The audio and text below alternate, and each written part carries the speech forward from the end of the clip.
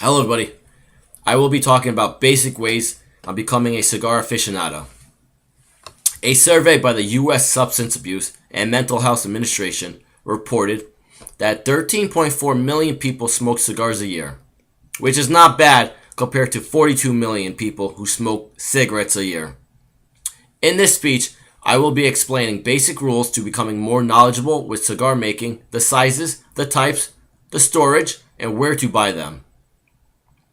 I have been smoking cigars for quite some time now, and I've gained knowledge from people in the industry, along with seeing firsthand the process of producing hand-rolled cigars.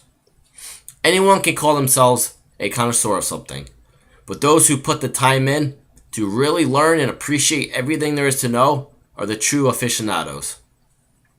In order to inform you about cigars, I will explain what makes up a cigar, the different types, the sizes, the proper way to store them, and the various ways to buy them. To start off, I will explain what makes up a cigar. There are three parts to a hand-rolled cigar, and this is a hand-rolled cigar right here. The first part is the binder, which is a tobacco leaf used to hold or bind the filler tobacco inside of a cigar. You cannot see the binder of a hand-rolled finished cigar. The binder usually has no flavor, and the manufacturer will use an imperfect leaf because you cannot see it. The next part is the filler, which defines the strength of the cigar. It is a tobacco used to fill the cigar inside that consists of different blended variety of tobaccos. It is also responsible for half the cigar's flavor. The last part is the wrapper, which is the outer part of the leaf right here, which wraps around the binder, which in turn holds the filler together. The wrapper makes up the other half of the cigar's flavor. And there are two common kinds of wrappers. There's a natural and there's a Maduro. This one right here is a Maduro. It's a little bit stronger than a natural. Next, I will talk about how to choose a cigar. There are many different size cigars. The most common size cigars are called a Corona, a Churchill, a Robusto, a Toro, a Presidente, and a Torpedo. This one right here that I've been showing you is a Torpedo because it has a shape like a torpedo. The difference between the sizes are the length right here and the ring gauge, which is right here. There is no right or wrong size cigar. It is all about preference of what the person likes to smoke.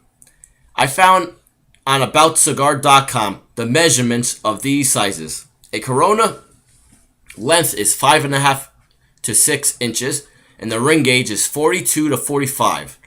The Churchill, which is right here, is 6.5 to 7 length, and it has 46 to 48 ring gauge.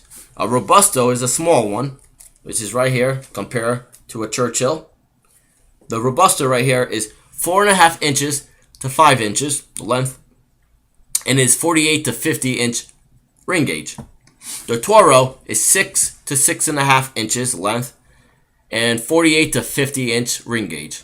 The Presidente is a long one and is 7 to 8 inches, and it has a 52 to 60 inch ring gauge.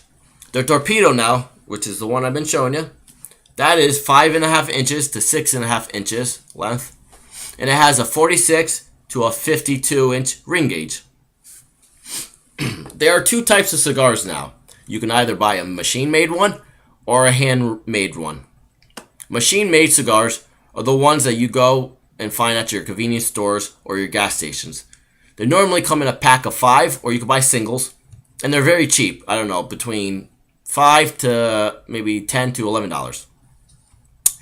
They are mass-produced on machines, which are not made up of 100% tobacco, and they may contain paper, preservatives, and various chemicals. They are typically made up of scraps of tobacco rather than the full leaf like you see on a hand-rolled cigar. A hand-rolled cigar are made up of premium tobaccos, and the filler, which is the inside, consists of 100% tobacco. They are much more expensive compared to a machine-made one. The taste and flavor are much more pleasurable than a machine-made cigar, and you can tell if you smoke cigars. Now, for storage, The proper storage for handmade cigars is called a humidor. What this does is try and mimic the temperature and humidity of where the tobacco was grown. You want to maintain a relative humidity of 70% and a temperature of 70 degrees. If the humidity level is less than 65%, then the cigars are likely to dry out. If the humidity is more than 70%, the cigars are too moist. Finally, I will discuss various ways to buy cigars. There are a few different ways one can buy a cigar. The first one is the easiest one. You can go down the street to your local cigar shop. You may want to do your own research, though, on the internet before going down there to pick out what cigar best suits you. And I say this because the owners of these stores aren't cigar people, and they don't just sell cigars. They sell cigarettes, lotto, hookahs, and pipes. So they may not be able to answer all your questions. So I would suggest to go on to the internet to see which one you really want to smoke.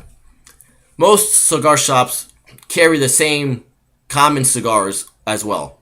So if you really want a specific cigar, then I would suggest to go on the internet, which is the next way to buy cigars. There are numerous internet sites where you can go purchase a cigar. Unlike a local cigar shop, you can visually see or smell the cigar, because you can smell what the cigar smells like, or you can, hold it. You can't do that if you buy it online. So this is why once you understand what you like, then online will have the more of a variety to pick from. You may also want to save money if you decide to buy a box of cigars rather than a single at a shop, because boxes are a couple $100 for premium cigars. We have a few magazines right here. This is Cigar International, and in this magazine you have every type of cigar that you can find. You can also see this online as well. We have another one.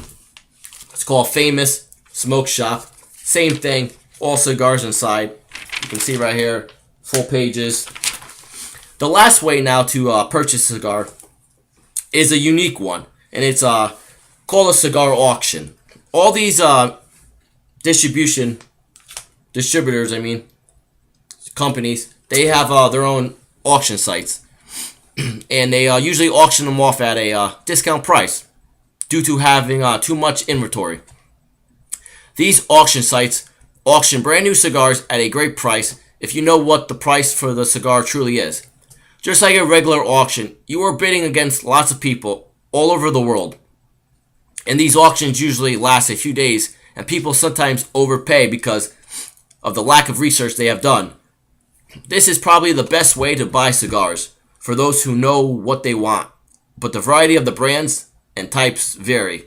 You may not be able to find every type of cigar like you would if you went to a cigar site on the auction sites. I hope you have gained enough basic knowledge about cigars to go out there and try enjoying one, with hopes of one day becoming an aficionado of cigars.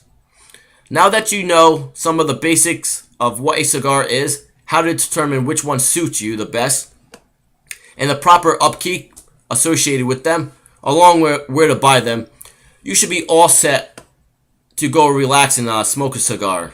Finally, ask yourself these three distinctions next time you are purchasing a premium cigar. Number 1, is it made by hand?